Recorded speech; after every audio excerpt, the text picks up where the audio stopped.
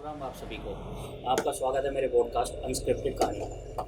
आज का एपिसोड है हमारा अनंतपुर गांव के बारे में। आप लोगों ने सोशल मीडिया और इंस्टाग्राम वगैरह पे सब पे देखा होगा, अनंतपुर गांव का आंदोलन चल रहा है। तो उसी के रिगार्डिंग हम बात करेंगे आज। मेरे साथ हैं मेरे बड़े भाई प्रेम किशन आर्या और छोटे भाई संदीप बटाना। तो इनसे हम जानेंगे कि अनंतपुर में ये आंदोलन क्यों हुआ, कैसे हुआ, इसके बारे में पूरी जानकारी लेंगे। तो पप्पी भाई, आपसे मैं ये पूछना चाहता हूँ सबसे पहली बात तो कि ये अनंतपुर गांव है जो कितना पुराना है और इसकी आबादी कितनी है और कितने एरिया में बना हुआ है। हमारा जो गांव अनंतपुर ये ऐतिहासिक गांव है। लगभग 1300 साल के सबूत है कि 1300 साल पुराना हमारा गांव है। ओके। हमारे गांव को राजा अनंगपाल जो थे, जिन्होंने दिल्ली बसाई, दिल्ली के राजा रहे अनंगपाल तोमर, उनके द्वारा यहाँ बसाया गया और उनके द्वारा उस समय की बनाई हुई है। जैसे हमारे यहाँ बांध है, हाँ जी हाँ जी। उसमें बाकायदा अंकित लिखा हुआ है ओके। जो एसआई के पास है। हमारे यहाँ सूरजकुंड में, सूरजकुंड तो बहुत बड़ा कुंड है जिसको लोग विश्व स्तरीय मेला लगता है, लोग विश्व से लोग वहाँ आते हैं, वो उनके द्वारा बनाया हुआ। हमारे पास कई ऐसे मंदिर है पुराने, महादेव मंदिर है जो उन्होंने बनाया। तो इन सब से हमारे पास 1300 साल का तो हमारे पास रिकॉर्ड है। उसके बाद उससे पहले ही हो सकता है। आज हमारे गांव में लगभग 25 से 30 हज़ार करीब आबादी है। ओके। और हमारा जो क्षेत्रफल है गांव की, जो पृष्ठभूमि ये है क्योंकि हमारा गांव पहाड़ी क्षेत्र गांव है। यहाँ 500 लगभग करीब एकड़ हमारे पास एग्रीकल्चर जमीन है और 4500 एकड़ के करीब जो पहाड़ का जो एरिया आता है, वो जो ये अरावली इसमें आता है। अरावली हिल्स में आता है, तो वो 4500 एकड़ करीब वो हमारे पास रखता है। तो भाई जी, ये जो आंदोलन चल रहा है गांव का, और ये भी देखा गया और सुना गया था, हमने भी देखा कि ये मकान टूटे गए हैं। वो किस रीज़न से तोड़े गए हैं, क्यों तोड़े गए हैं, ऐसा क्या था कि जो ये तोड़े गए मकान? देखो, मकान जो तोड़े गए वो बिल्कुल इनलीगल तोड़े गए। सुप्रीम कोर्ट के आदेश की बात करते हैं। 2022 में सुप्रीम कोर्ट का जो आदेश आया, वो सुप्रीम कोर्ट का आदेश अगर हम उसको अच्छे से पढ़ें, सरकार ने जो प्रशासन है उसने बिल्कुल भी सुप्रीम कोर्ट के आदेश को उन्होंने नहीं कॉम्प्रेस किया, क्योंकि सुप्रीम कोर्ट के आदेश ये भी हैं, 66 नंबर पैरा उसमें लिखा हुआ है बाकायदा कि जिनकी प्रॉपर्टी मलकियत है उनको देख के, उनको सुन के, उसके बाद ग्राउंड ट्रूथिंग करके तब ये करना था इनको। पर इन्होंने कुछ नहीं देखा। अच्छा। इन्होंने, क्योंकि जो सुप्रीम कोर्ट का आदेश है उसमें गांव अनंतपुर के लिए कहीं नहीं लिखा हुआ कि भी गांव की आबादी को तोड़ा जाए। उसमें सिर्फ कॉमर्शियल और बैंकुट्स वगैरह का नाम था। और इन्होंने वो भी तोड़े और इन्होंने गांव के तोड़े, और गांव के भी 700 से ज़्यादा इन्होंने लिस्ट भी बना रखी है, जिसको आगे इनका जो रेजिडेंट है उनको इनके तोड़ने का इनका प्लान। तो इसके लिए इन्होंने नोटिस वगैरह भी दिया था, या कुछ जो तोड़ रहे हैं उनके लिए कुछ मुआवजा वगैरह भी देना का सोचा सुप्रीम कोर्ट ने, कुछ ऐसा दिया था? आज की डेट में तो मैं आपको बता दूं, गांव पे तो कोई नोटिस नहीं आया। जो मकान, 3 मकान जो तोड़े गए, उन मकानों पे कोई नोटिस नहीं है। ठीक है। जो इन्होंने नोटिस वगैरह दिए वो कमर्शियल पे दिए, जो कि मैं समझता हूँ कि सुप्रीम कोर्ट के जो आदेश थे, उन नोटिस की ने सुनवाई करी नहीं करी, पिक एंड चूज हुआ, ये सबको मालूम है। जहाँ प्रशासन ने देखा, जहाँ जिनको तोड़ना उनको तोड़ दिया और जिनको छोड़ना था उनको छोड़ दिया। और ये भी सुना है कि ये फॉरेस्ट एक्ट वगैरह में आ रहे हैं, जो ये पहाड़ आ रहा है आपके, जो गांव के पहाड़ है वो फॉरेस्ट एक्ट में। और ये फॉरेस्ट एक्ट क्या है? फॉरेस्ट एक्ट ये 1900 में अंग्रेजों ने एक कानून बनाया, PLPA। ओके। ये बनाया सिर्फ जो बंजर भूमि थी, जो पहाड़ी, जो क्योंकि पंजाब, हिमाचल और हरियाणा और पंजाब एक। ओके। तो उन्होंने बनाया क्योंकि वहाँ ना पहाड़ से पानी आता था, कटाव फैल के, वो कटाव से पानी बहुत ज़्यादा दूर तक नुकसान करता था। तो उन्होंने उसके लिए PLPA एक्ट बनाया कि भी हम पेड़ लगाएंगे और इस जमीन को कटाव से रोकने के लिए उन्होंने बनाया। 1966 में हमारा हरियाणा में था। 1966 में बनने के बाद में, क्योंकि उसी समय हिमाचल में, तो पंजाब वाला कानून हम पे लगा दिया। हमारा गांव 1962 में कॉम्प्लेक्स में आ गया, क्योंकि वो शहरी उसमें आगे, गांव नहीं रहा, कॉम्प्लेक्स में आ गया, फरीदाबाद कॉम्प्लेक्स के नाम से। उसके बावजूद भी ये जो बताते 1980 में जो इन्होंने फॉरेस्ट कंजर्व जो इन्होंने एक्ट लगाया, अभी इन्होंने जो सुप्रीम कोर्ट के गाइडलाइन 1980 के बाद के जितने भी स्ट्रक्चर है उन्हें तोड़ने की इन्होंने उसमें बात रखी। 1992 में 30 साल के लिए पीएलपी हमारे गांव का जो गांव मेवला अणखीर और जो पहाड़ी रकबा था हाँ हाँ उन पर 1992 में इन्होंने पीएलपी 30 साल के लिए हमसे वो ज़मीन की भी यहाँ पे हम पेड़ लगा रहे हैं और इसको हम संरक्षण करेंगे और बाकी फिर 30 साल बाद इसको हम छोड़ देंगे। और वो ज़मीन भी 4500 एकड़ में से 1467 के करीब थी। वो भी टोटल एरिया नहीं था। 1467 जो हमारा एरिया उस पर पीएलपी लगा। ठीक है। और पीएलपी लगने के बाद में 2022 में उस वजह ख़त्म हो जाना था। पर मैं ये कह रहा हूँ क्योंकि सुप्रीम कोर्ट में कोई केस चला हुआ था थोड़ी वर्षित कोई पुरानी, उस केस की वजह से ये पीएलपी में क्योंकि वो फॉरेस्ट जो लैंड थी वो एमसीएफ लैंड ही जो खोरी की जो जमीन थी जिस पर आदेश आए जो सरकार ने छोड़ी। एमसीएफ की थी। हमारे गांव में कोई भी एमसीएफ की ज़मीन नहीं है। बिल्कुल। हमारे गांव में जो जिसको वन भूमि बताते हैं हमारे गांव में कोई फॉरेस्ट लैंड नहीं है रिकॉर्ड में रेवेन्यू में। हमारे गांव में मलकियत है। ओके। और इन्होंने जो किराए पे एक तरीका से हमें किराए पे गए या इन्होंने जो 30 साल के लिए वो इन्हें छोड़ देना था, इन्होंने छोड़ा नहीं। अधिकारियों ने प्रशासन ने गलत तथ्य पेश करे ये सुप्रीम कोर्ट में और उसकी वजह से ये न तो 1467 को क्लियर कर पाए, 4500 एकड़ में कौन सा एरिया है। और सबसे मेन चीज़ इसमें क्या हुआ कि इन्होंने जो ड्रोन से जो ये हमारे जो ड्रोन किए इन्होंने डिमार्केशन जो ड्रोन से की वो ड्रोन से करने के बाद ग्राउंड ट्रूथिंग नहीं कर पाए। ना तो ये देख पाए कि ये जमीन एग्रीकल्चर जमीन है या ये फिर ये जो पहाड़ी सा या कौन से खसरे नंबर में से है। सबसे बड़ी भूल प्रशासन की है। और इसमें मैं ये समझता हूँ क्योंकि हमारे गांव जो है जागरूक गांव है, जब ऐसी स्थिति आई कि भाई ये गांव को ये प्रशासन छोड़ेगा नहीं तोड़ देगा तो तब उन लोगों ने क्योंकि हमारा समाज पूरे प्रदेश में बैठा हुआ है वो जो हमारी जो तोड़ने की घर तोड़ने की जो वीडियो वगैरह वायरल है उससे सारा समाज और हमने भी अपनी अपील करी गांव की तरफ से कि हमें आप बचाओ क्योंकि हमें उजाड़ देंगे। और ये जिनका मकान तोड़ा था उनके पास कागज वगैरह थे उनके मकान के जहाँ वो रहते थे? मैं समझता हूँ जहाँ वो रह रहे उनके पास पुख्ता मलकियत के पेपर है और उनके पास हाईकोर्ट तक के भी ऑर्डर है जिन्होंने इनको नहीं देखा उस केस को जीते हुए के ऑर्डर एनजीटी के भी उनके पास थे ऑर्डर, वो जो एनजीटी उनसे जीती हुई तो उनको वो कोई नोटिस नहीं दिया, कुछ नहीं दिया, सीधा तोड़ दिया? कुछ नोटिस नहीं कैसे बस उनको सुबह बताते कि आज तुम्हारे घर तोड़े गए। अच्छा। अगर उनको टाइम देते शायद वो अपने घर को बचा ले, बट उनको कोई टाइम नहीं दिया गया। प्रशासन की ये अपनी तरफ से की गई साजिश थी कि उस घर को अगर टाइम देंगे तो वो बचा ले, क्योंकि वो बचाते आए हैं। जिस टाइम कौंत टूटा था, कान तंगले टूटा था, उस टाइम भी उन्होंने अपने घर को बचाया था। तो उस टाइम पे तो कोई कागज होंगे, उस टाइम पे तो सरकार के विरुद्ध तो खड़े थे वो। आज भी सरकार के विरुद्ध खड़े होते। अगर उनको पता होता कि ऐसा कुछ होने वाला है तो वो उसको नहीं टूटने देते, बट वो एक साजिश की गई जिसके थ्रू वो तोड़ दिए गए।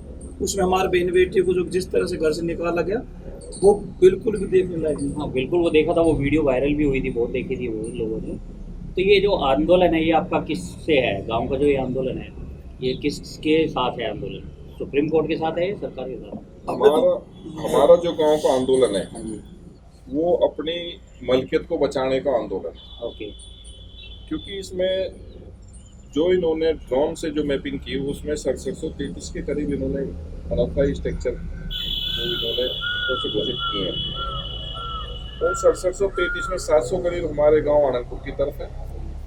बाकी 5000 यहाँ से आप जाओगे गरीब मजदूर जो प्रवासी भाई हैं, कोई बिहार से, कोई यूपी से, कोई उत्तराखंड से, वो लोग वहाँ आके अपने वहाँ ज़मीन बेच के उन्होंने यहाँ खरीद के वो ज़मीन और अपने मकान बनाए हुए हैं। उनमें लगभग 5500 के करीब मकान है। ओके। वो भी उन पे भी इतनी ही बड़ी तलवार लटक रही है। हमने जब देखा कि प्रशासन, हमारे माननीय मंत्री कृष्णपाल जी, उनके पास भी हम 2 बार गए, गाँव गए पूरा, उन्होंने एक ही बात हम पे रखी कि भाई गाँव के मकान नहीं टूटेंगे। ओके। और उनके कहने के बाद भी मकान टूटे बचा।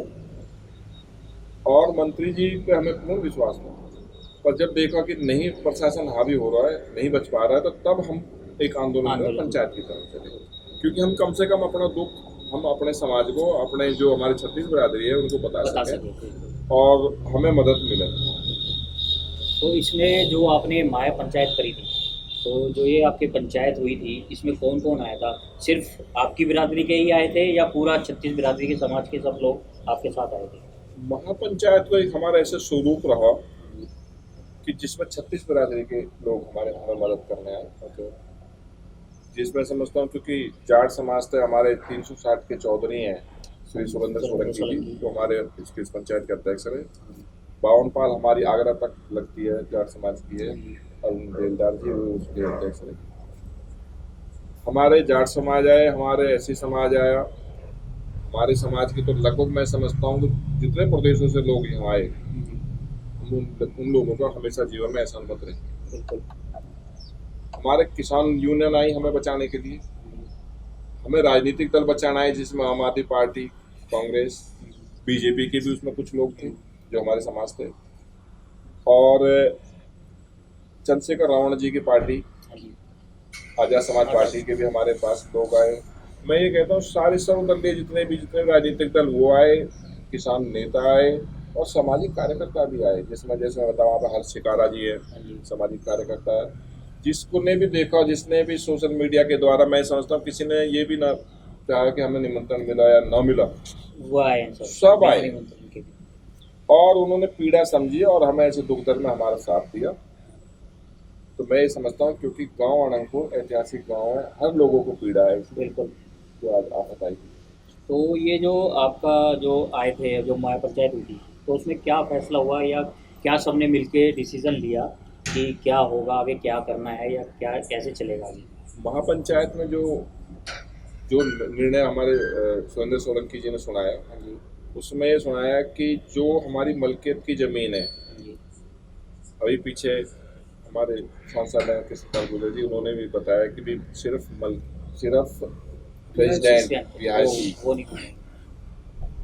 हमारा कहना ये है कि जब हम मलकियत के मालिक हैं, बिल्कुल, तो उसमें हम रेजिडेंस बनाएं, उसमें हम कमर्शियल बनाएं या हम उसमें अपना किसी भी यूज में लें, जमीन तो हमारी है। बिल्कुल। तो ये पक्षपात भी ना हो कि भाई वो रेजिडेंस कोई छोड़ेंगे, अगर रेजिडेंट को छोड़ेंगे तो दूसरी जमीन को हमारी को लूटेंगे। बिल्कुल। तो पंचायत में ये रहा कि जो गांव की मलकियत है, हाँ जी, जो 1467 जो फॉरेस्ट में उस समय जो अंकित है, हाँ जी, हाँ जी, उसको फॉरेस्ट में छोड़ दें, बाकी जो 3000 एकड़ हमारी जमीन बचती है उसको वो न छेड़ा जाए। जिस पंचायत में निर्णय लिया गया। दूसरा निर्णय ये लिया गया कि अगर सरकार इन बातों को नहीं मानती है तो सरकार को 30 दिन का अल्टीमेटम दिया। ओके। और ये भी तय करा कि 30 दिन बाद हम अपना कदम जो उठाएंगे गांव हित में, गांव को बचाने के लिए। आज तो हमने अपने एक क्षेत्र की हम महापंचायत करी, फिर हम सबको साथ लेकर सबको हम हमें इनवाइट भी करेंगे, निमंत्रण देंगे और यहाँ से चल के हम दिल्ली की तरफ चलेंगे, क्योंकि हम चाहते हैं कि हमारी जो हमें आज जिस आफत में परेशानी में हम डल चुके हैं वो कम से कम हम दिल्ली दरबार में या दिल्ली में जाके वो चीज़ें हम सुनाएं, अपना दुख हम वहाँ बताएं और उन्हें हमारी आवाज़ सुने, उनके कान तक हमारी आवाज़ पहुँचे तो पूरे देश को हमारा समाज बुद्ध समाज। क्योंकि अभी तक जो है ना सब जगह जो है ना मीडिया क्या कर रही है, अवैध निर्माण नहीं है, वो सबसे पहले यही नाम लेता है अवैध निर्माण। सब आधे से ज्यादा बंदों का, परिवार का, जो हमारे देश की जनता उनको ये लगता है कि हम अवैध निर्माण में बैठे हैं, सरकार के खिलाफ बैठे हैं। लेकिन अब अगर इस जैसे आपके चैनल के माध्यम से हम ये बताना चाहते हैं कि हमको अवैध निर्माण में नहीं है, हमारी जो लाल डोरा की डिमार्केशन थी 1937 में कराई गई थी। उस टाइम अगर जनसंख्या देखोगे आप 5 से 7 हज़ार होगी, लेकिन 1937 को आज यहाँ तक 28 साल हो चुके हैं, क्या उसे हमारी जनसंख्या नहीं बढ़ी होगी? तो सरकार को हमारा डिमार्केशन दोबारा करना चाहिए, लाल डोरा बढ़ाना चाहिए। एक बात और है, जैसे बोल रहे थे कि हम कमर्शियल एक्टिविटीज़ को तोड़ेंगे। अब एक बात बताइए हमें, अगर हम हैं, मैं अपने घर में हूँ, मुझे जॉब नहीं मिल रही है कोई, तो क्या मैं रोटी नहीं खाऊंगा या कमाऊंगा? अगर मेरे पास कुछ मेरी जमीन है, उसमें अगर मैं कुछ किराए का साधन बना देता हूँ तो उसमें क्या गलत किया मैं? वो सरकार को इतना देखना चाहिए। हर कोई जॉब नहीं कर सकता, जॉब में किसी गुजार नहीं को 12-15 हज़ार ड्यूटी मिल नहीं रही और ज़्यादा मिल नहीं रही है, वो कम है वो करना है तो वो कहाँ जाएगा? ये चीज़ भी सरकार को देखनी चाहिए, हमारा लाल डोरा बढ़ाया जाए। बाकी भाई पप्पू ने जो बताया वो सारी बात आपके सामने आप लोगों ने देखी। मैं इसमें आपको एक चीज़ और बताना चाहूँगा कि आज हमारी वैसे हमारी लाल डोरा हमारा 39 से 40 के बाद नहीं बढ़ा है, पर हमारी आज मांग लाल डोरा की भी नहीं है। हमारी मांग है आज की हमारी मलकियत बचे। लाल डोरा में कितना बढ़ा सकते हैं ज़्यादा से ज़्यादा, फिर बाकी मलकियत हमारी खराब हो जाएगी। तो हमारी मांग इसमें ज़्यादा आज यही है कि हमारी मलकियत है जो वो हमारी सही है। मलकियत है, जो हमारे नाम रेवेन्यू रिकॉर्ड में है, राजस्व विभाग में, वो हमारे लिए रहे। हमारी मेन मांग इसमें है।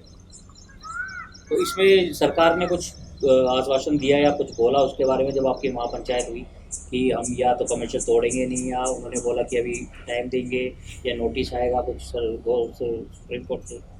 सरकार को मैं आपको बता दूं, सरकार पंचायत के बाद सरकार की कौन मौजूद तो रहेंगी। ओके। और अगले ही दिन हमारे सांसद साहब और हमारे यहाँ से जो गाँव के कुछ लोग, और मैं बता दूं वहाँ पे 2-3 विधायक भी और माननीय मंत्री हमारे चौधरी सिंह जी, हाँ जी। ये लोग मुख्यमंत्री जी से मिले। ओके। अब समझ में ये आता है कि लोग तो मिले, पर इन्होंने क्या मांग वहाँ रखी वो हमें नहीं पता है। और मैं समझता हूँ कि जो लोग वहाँ ये लोग गए मुख्यमंत्री जी से मिलने, वो हमारी पंचायत के खिलाफ थे। ओके। वो हमारी पंचायत में उनमें से कोई भी लोग नहीं था। तो हम ये भी कह रहे हैं कि मान लो तो हमें ये भी तो पता लगे गाँव को कि भाई वो क्या मीटिंग हुई, क्या मांग करके क्या आए हैं। क्योंकि उसमें अभी मंत्री जी ने जो पीछे बयान दिए उनमें सिर्फ ये कहा कि रिहायशी नहीं हो सके। कमर्शियल को मैं नहीं जिम्मेवारी ले रहा हूँ, मैं रिहायशी की जिम्मेवारी ले रहा हूँ। तो हम ये कह रहे हैं कि उसमें, क्योंकि जब सुप्रीम कोर्ट में ये तथ्य चले जाएंगे, अभी हमारे भाई संदीप ने बताया कि बाहर पहले ये प्रचार हो रहा था कि वन भूमि है, वन भूमि है, वन भूमि को इन्होंने जबरदस्ती कब्जा कर रखा है। अब समस्या ये आती है कि जब वो चीज़ें सारे रिकॉर्ड की चीज़ें सामने आई और उसको जो रिकॉर्ड में चीज़ें उसको कोई नहीं जुटला सकता। जब उसमें साफ शब्द में ये है कि रेवेन्यू में गांव मालिक है, रेवेन्यू में फॉरेस्ट जमीन नहीं है, तो वो चीज़ें क्लियर हो चुकी हैं। अब ये बात माननीय कृष्णपाल गुर्जर ने जिन्होंने अपने मन में, हाँ ये मलकियत गांव की है। अब जो आदमी रिकॉर्ड देखेगा उसको सब मालूम है। तो मेरा कहना का मतलब ये है कि हमारी मलकियत बचे, हमारा गांव बचे, ऐतिहासिक जो धरोहर है। क्योंकि सबसे ज़्यादा लोगों की पीड़ा यही रही, क्योंकि जब गांव खत्म हो जाएंगे तो कुछ नहीं बचेगा। बिल्कुल। तो इसमें जो डेट दी है, जो आप बता रहे 30 दिन का अल्टीमेट दिया था, वो कौन सी डेट का है जो अभी होगा सरकार की तरफ से, आपकी तरफ से भी? 13 अगस्त को 30 दिन पूरे हो जाते हैं। ओके। तो जो हमारे पंचायत के जो अध्यक्ष थे श्री सुरेंद्र सोलंकी जी, और जितने भी लोग, हम गांव में एक मीटिंग बैठक करेंगे और अगला जो कदम होगा, जो भी ठोस कदम हम आगे गांव की तरफ से उठाएंगे, वो उस पंचायत में क्लियर कर देंगे। उसके बाद में जो रणनीति होगी, अपना पक्ष हम दिल्ली में जाकर जहाँ रखेंगे, वो सारी चीज़ें उस पंचायत में तय होंगी। तो आप लोगों ने देखा अनंतपुर के बारे में, आपको बहुत सी चीज़ें क्लियर हुई होंगी। तो अवैध निर्माण बता रहे थे गांव में है, उसी गांव में से मानसी बढ़ाना, जिसका आज सोशल मीडिया में और हर जगह नाम है, जो वर्ल्ड चैंपियनशिप कुश्ती के लिए सेलेक्ट हुई गई है, जिसने गांव का नाम रोशन करा है, उसके बारे में और पूछते हैं पप्पी भाई से। देखो, हमारी बेटी ने हमारी छाती आज गर्व से चौड़ी हो जाती है कि हमारी बेटी ने राष्ट्रीय स्तर पर और अंतर्राष्ट्रीय स्तर पर आज हमारे अनंतपुर गांव का नाम किया। और ऐसे स्तर पर नाम किया हमारे गांव का कि जब ये बताया जाता कि ये गांव अवैध है, और उसने वो पीड़ा भी देखी है उस बेटी ने, जब गांव को तोड़ने के लिए मशीनें या पंचायतें चल रही थी, उसके बावजूद भी उसका साहस कम नहीं हुआ और उसने वो क्वालिफाई किया। और आज वो बुल्गारिया देश में हमारे देश का नाम रोशन करने जा रही है, हमारे गांव का नाम रोशन करने जा रही है, हमारे समाज का नाम रोशन करने जा रही है। और मैं अंतरात्मा से उस बेटी को ये शुभकामनाएं, बधाई देता हूँ अग्रिम। और मैं आपको, मेरे जितना हमारे सब गांव के भाई बैठे हैं, उनको ये उम्मीद है कि वो हमें गोल्ड जीत के ला देगी। तो ऐसी स्थिति में बच्चे हमारे आगे निकल रहे हैं, तो मैं ये समझता हूँ ये हमारे गाँव का सौभाग्य है। अभी तक हमारे गांव को जो है ना सब अवैध निर्माण के नाम से जानते थे, लेकिन एक हमारी लड़की, हमारी बहन, हमारी बेटी, भाई नील भराना की जो लड़की, और बूरिया भाई बोलते हैं जिसको, उनकी जो लड़की, उन्होंने एक ऐसा काम किया जिसकी वजह से आज ये कहेंगे कि हाँ पे उस गांव में अंतर्राष्ट्रीय स्तर के भी खिलाड़ी रहते हैं। तो आप उसको कैसे अवैध बताओ? ये मेरी सबसे अपील है कि भाई साहब, अगर आप हमारे गाँव को एक नेगेटिविटी में देख रहे हो तो एक पॉजिटिविटी बहुत अच्छी है। आपने जैसे हमारे गाँव में अवैध निर्माण बताया, अवैध निर्माण बताया, ये है नहीं अवैध निर्माण, ये सिर्फ और सिर्फ मीडिया की एक भ्रमित करने वाली एक योजना थी कि उन्होंने देखा कि हाँ ये अवैध निर्माण है। दूसरी बात, हमारा जो सर्कल रेट था, वो आज हम अपनी ज़मीन को बेचने जाए तो कोई खरीदने के लिए राजी नहीं। अगर मैं अपनी ज़मीन को बेचना चाहूँ तो कोई खरीदने के लिए राजी नहीं है। जो मेरा सेल का रेट पहले ज़्यादा था, जो कुछ भी नहीं है, जीरो हो चुका है। यहाँ पे लोग खरीदने और बनाने से भी डर रहे हैं। अपनी ज़मीन को दोबारा आप बना नहीं सकते, आप डर रहे हो कभी आगे फिर दोबारा से नहीं तो ये भी तो हमारी गुहार रहेगी सरकार से। बाकी पप्पी भाई है, उन्होंने बताया है, भाई नरेश पोसवाल जी भी है, बाकी आप सबको पता है। बाकी क्योंकि पोसवाल जी ने हमारे गांव के तथ्य रखे, हमें सुना और हमारी आवाज़ आगे भी आपने पहले भी पहुंचाई, उसके लिए हम आपका बहुत बहुत धन्यवाद करते हैं।